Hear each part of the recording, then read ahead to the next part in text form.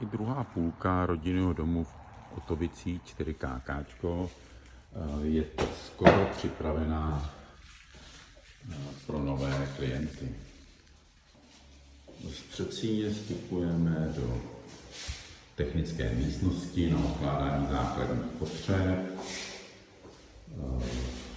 rák na propojení internetu a dalších digitálního příslušenství, technická místnost s prostorem na pračku a tepelný čerpadlo, který už je funkční a zapojený. Vstupujeme do prostoru schodiště, kde máme spodní koupelnu se sprchovým koutem,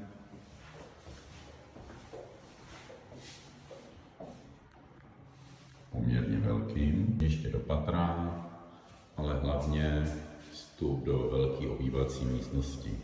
Dominantou místnosti jsou velký posuvní francouzské dveře s venkovní teráskou, která do budoucna bude i krytá. To je velký prostor tohoto obývacího pokoje nebo jídelny s obývacím pokojem a s možností připojení kamenu.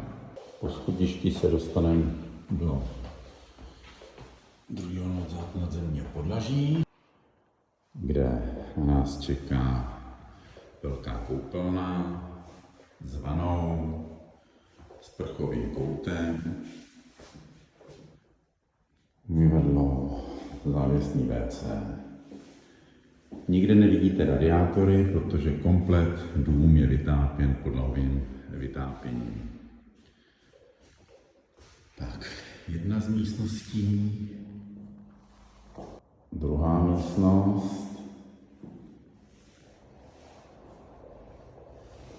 a třetí pokoj.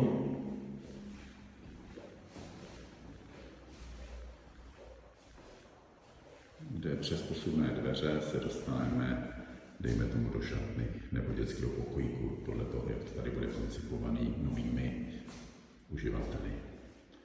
Tak to je zatím všechno.